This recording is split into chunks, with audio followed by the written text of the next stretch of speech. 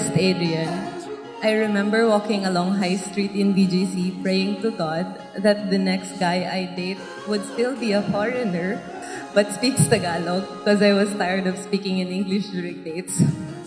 Shallow me, I know. Little did I know, God was preparing our unprecedented meetup. A few days later, at a club in BGC2, on February 24, 2019, I met you.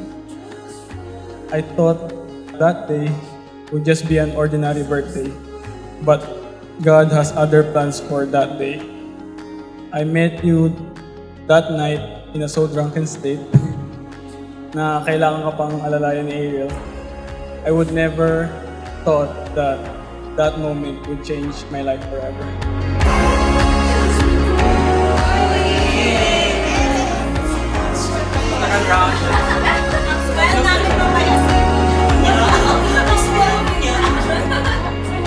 Ayos yun ah.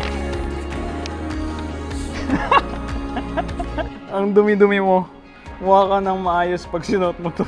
Pagbalik kong Pilipinas, dapat sugar dati-dati ka natin.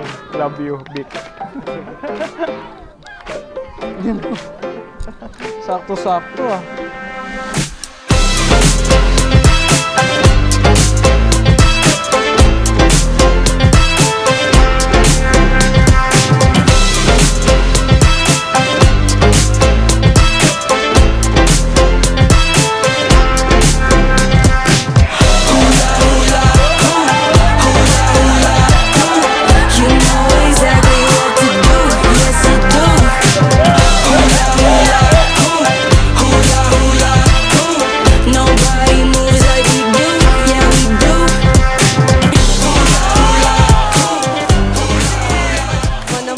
I love you so much and hope you enjoy your gift.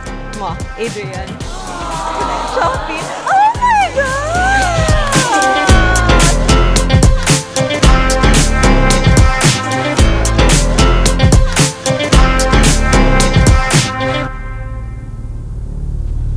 Your love has transformed me and has reminded me that love is calm and certain. After so many heartbreaks, I almost forgot what true love even means. It was so alien to me that when I said I love you to you for the first time 5 years ago today, I cried because I was so scared.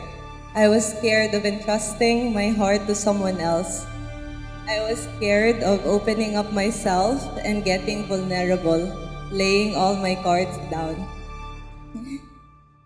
And yet, I did it afraid because I knew deep within that you are my answered prayer.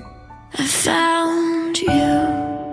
There is no perfect marriage, but we have to aspire a good relationship, a good marriage.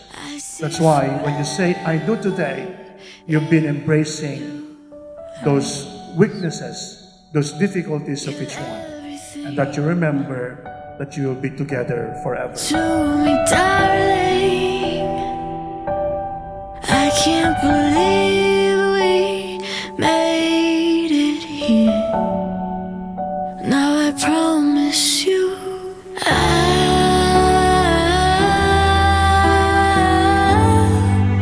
will love you forever.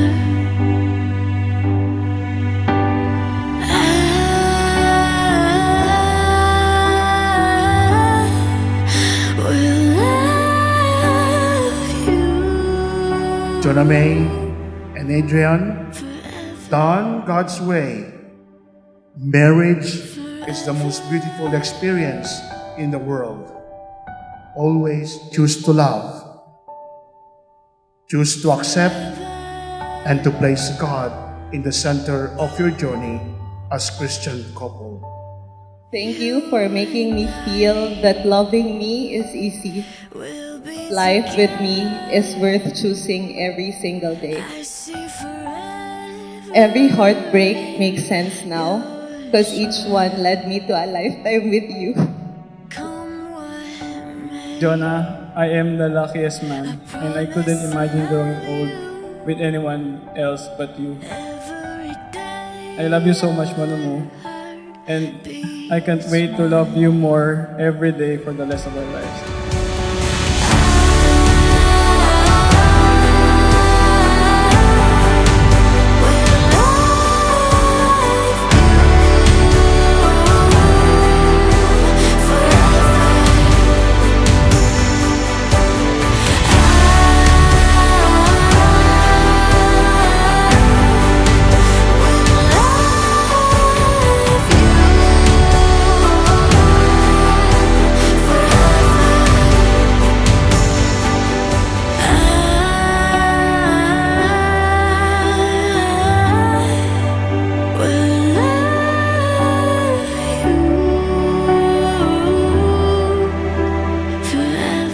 Love, from today onwards, our relationship will be my priority. I love you so much, and I'll do my best to show that to you every single day.